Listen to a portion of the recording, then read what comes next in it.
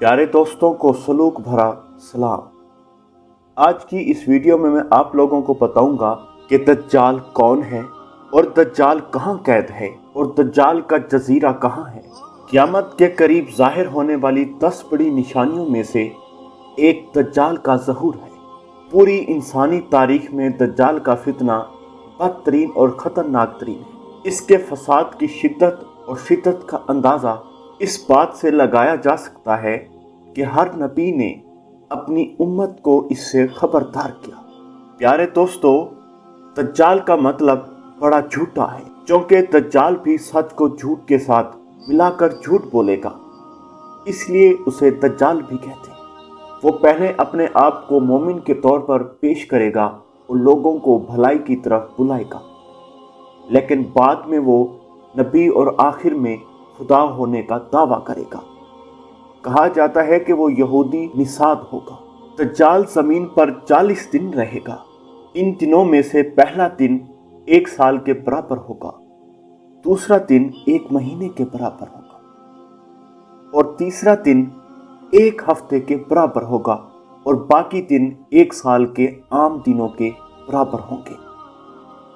मेरे प्यारे दोस्तों, कुछ मुसलमान ये अकीदा रखते हैं कि झूठा मसीह यानी अल दज्जाल, जो वक्त के एहतताम के करीब एक अजीम फितने के तौर पर उभरेगा, इस वक्त दुनिया के किसी नामालूम जजीरे पर कैद है।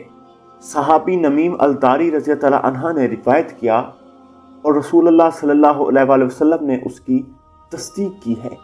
इसके बावजूद जब से अमली तौर पर तमाम समंदर को तलाश किया गया, कोई भी जजीरे या झूठे मसीहा को तलाश करने में कामयाब नहीं हो सका। झूठे मसीहा के साथ तमीम की मुलाकात की नौयत क्या थी? क्या यह जिस्मानी मुलाकात थी या रूहानी? मेरे प्यारे दोस्तों, तमीम अल-दारी रज़ी अल्लाह अन्हा ने बयान किया, हम अजलत में रवाना हुए, यहाँ तक कि हमें खानका में दाखिल किया गया और वहाँ एक बहुत बड़ा आदमी पाया। हमने किसी तख्लीक को उससे ज़्यादा मजबूती से कैद नहीं देखा। उसके हाथ गर्दन से बंधे हुए थे और उसकी दोनों टांगों के दरमियान टुकड़ों तक लोहे की बेड़ियां थी। हमने कहा, तुम पर अफसोस, तुम क्या हो? उसने कहा, मैंने तुम्हें अपने बारे में जल्द ही बताऊंगा, लेकिन पहले अपने बारे में बताओ।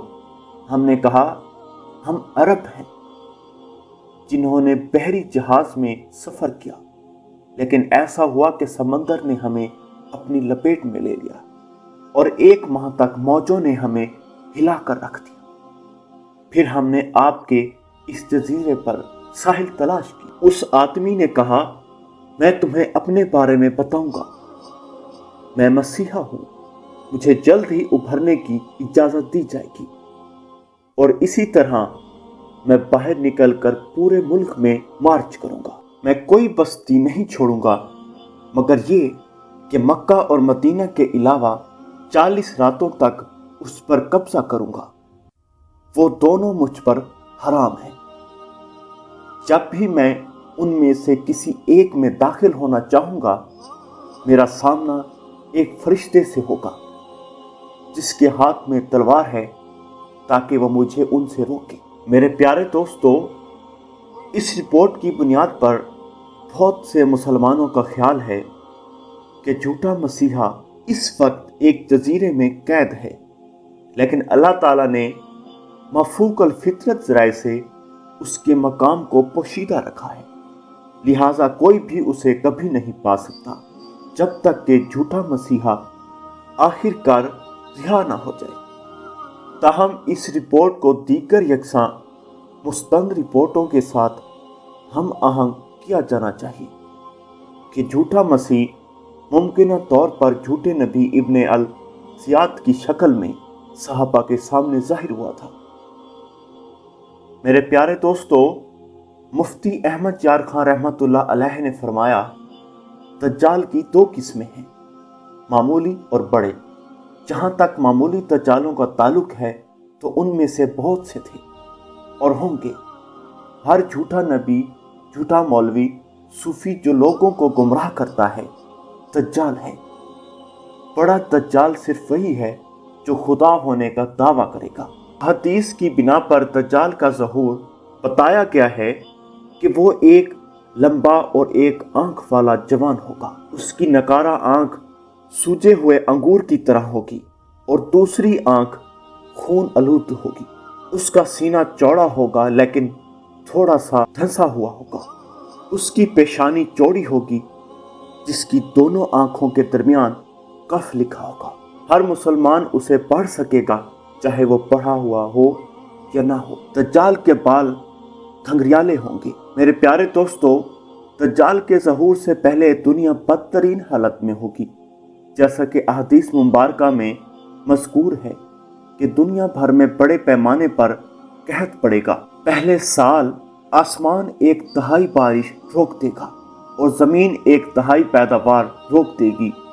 دوسرے سال آسمان 2/3 بارش روک دے گا اور زمین 2/3 پیداوار روک دے گی، جبکہ تیسرے سال آسمان بارش کو مکمل طور پر روک دے گا اور زمین اپنی تمام پیداوار روک دے گی۔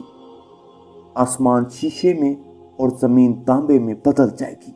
اس خشک سالی کی وجہ سے تمام جانور مر جائیں گے، فساد پھیلے گا، مرد ایک دوسرے کو قتل اور جلا وطن کر رہے ہوں گے۔ پھر دجال مشرق میں اصفہان یا خراسان نامی شہر سے نکلے گا۔ قحط کے علاوہ علم و روحانیت کی کمی بھی ہوگی۔ لوگ اپنے مذہبی معاملات میں کمزور ہوں گے۔ اسلامی علماء اور مذہبی لوگوں کی کمی ہوگی۔ میرے پیارے دوستو، دجال اپنے گدھے پر سوار ہو کر پوری دنیا کا چکر لگائے گا۔ گدھا سائز میں اتنا بڑا ہوگا کہ اس کے دونوں کانوں کا فاصلہ 40 بازوؤں کے برابر ہوگا۔ اس کے گدھے کی رفتار اتنی تیز ہوگی کہ وہ ایک قدم اٹھا کر 1 میل کا فاصلہ طے کر لے گا۔ زمین پر وہ ہر علاقے میں جائے گا، چاہے صحرا ہو یا پہاڑ ہو یا میدان ہو، تاہم وہ مکہ اور مدینہ میں داخل نہیں ہو سکے گا، کیونکہ ان کی حفاظت فرشتوں نے کرنی ہوگی۔ لیکن وہ مدینہ کے باہر دلدل میں رہے گا۔ مدینہ منورہ میں 3 جھٹکے آئیں گے جس سے ہر کافر اور منافق مدینہ سے بھاگ کر دجال میں شامل ہو جائے گا۔ اس دن مدینہ منورہ ہر منافق اور فاسق مرد و عورت سے پاک ہوگا، اس لیے اس دن کو یوم الخلص بھی کہا جاتا ہے۔ بعض روایت کے مطابق دجال بیت المقدس طور کے پہاڑ پر بھی نہیں جا سکے گا۔ میرے پیارے دوستو، دجال اپنی مختلف چالوں سے لوگوں کے ایمان کو تباہ کرنے کی کوشش کرے گا۔ حدیث مبارکہ میں ہے کہ اس کے ساتھ روٹیوں کے پہاڑ ہوں گے۔ دجال کے پیروکاروں کے علاوہ تمام لوگ شدید پریشانی میں مبتلا ہوں گے۔ اس کے ساتھ 2 نہریں ہوں گی، ان میں سے ایک کا نام جنت اور دوسرے کا نام جہنم رکھے گا۔ در حقیقت جس کو وہ جنت کہے گا وہ جہنمی ہوگا اور جس کو جہنم کہے گا وہ جنتی ہوگا۔ جب وہ حکم دے گا تو آسمان سے بارش برسے گی اور ایک شخص کو قتل کرنے کے بعد دجال مقتول کو لوگوں کے سامنے زندہ کر دے گا۔ میرے پیارے دوستو، دجال کی موت کیسے ہوگی؟ دجال کی شرارتوں سے پریشان ہو کر مومن شدید پریشانی میں بھاگ کر جبل دخان نامی پہاڑ میں پناہ لیں گے، لیکن دجال ان کا پیچھا کر کے پہاڑ کو گھیرے میں لے لے گا۔ مومن شدید بھوک اور پریشانی میں ہوں گے۔ پھر اللہ عز و جل سیدنا عیسیٰ علیہ السلام کو بھیجے گا۔ جیسے ہی دجال سیدنا عیسیٰ علیہ السلام کو دیکھے گا، دجال اس طرح گھل جائے گا جیسے نمک پانی میں گھل جاتا ہے، اور حضرت عیسیٰ علیہ السلام دجال کو لط کے مقام پر مار ڈالے گا اور کسی ایک شخص کی بھی پیروی نہیں کرے گا۔ جابر بن عبداللہ رضی اللہ عنہ نے قسم کھائی کہ ابن السیاد جھوٹا مسیح الدجال تھا۔ جب عمر نے دیکھا کہ ابن السیاد نے جھوٹا نبوت کا دعویٰ کیا ہے تو اس نے فوراً رسول اللہ صلی اللہ علیہ وسلم سے ان کے قتل کی اجازت طلب کی۔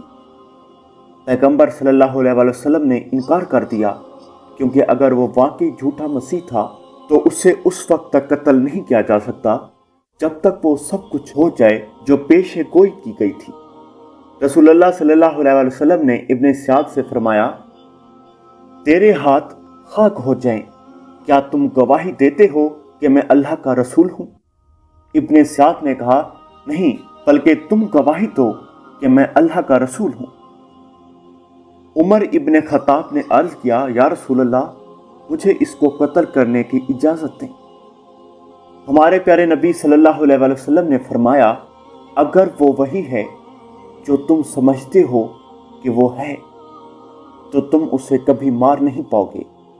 एक और रिवायत में नबी सल्लल्लाहु अलैहि वसल्लम ने फरमाया, उसे छोड़ दो, क्योंकि अगर वो वाकई वही है तो तुम्हें ऐसा करने का इख्तियार नहीं होगा। अगर वो नहीं है तो उसको मारने में तुम्हारे लिए कोई खैर नहीं। उलमा ने कहा कि मादी दुनिया और रूहानी दुनिया के दरमियान एक और दुनिया है जिसे ज़ाहिर की दुनिया कहते हैं। ये एक नूरानी दुनिया है जो जिस्मानी से मुशाबहत रखती। मेरे प्यारे दोस्तों, खुलासा ये कि वो जजीरा जिस पर तमीम रज़ी अल्लाह अन्हा ने मसीह मऊद को देखा वो हमारे लिए नामालूम है और इसकी कतई तौर पर दरियाफ्त नहीं की जाएगी, या तो इसलिए कि ये तमीम और उसके साथियों के लिए मखसूस रूहानी नज़ारा था, या दीगर मौजज़ाती ज़राए उसे तलाश करने से रोकते हैं। मेरे प्यारे दोस्तों, झूठे मसीहा की कहानी हमारे लिए उस गैब की हकीकत की नुमाइंदगी करने के लिए एक ठोस तस्वीर है कि उसकी मुसीबत मुस्तकबिल में पेश आएगी। इसलिए हमें ज़मीन पर अपने ज़्यादा से ज़्यादा वक्त को अच्छे काम करने पर तवज्जो देनी चाहिए। हमारे ईमान को मजबूत करना। कामयाबी अल्लाह की तरफ से आती है और अल्लाह ही बेहतर जानता है। अल्लाह ताला हम सबको नेक अमाल करने की तौफीक अता फरमाए। प्यारे दोस्तों, उम्मीद करता हूँ कि आपको ये वीडियो पसंद आई होगी। मिलते हैं अगली वीडियो में। अपना ख्याल रखिएगा। अल्लाह हाफिज़।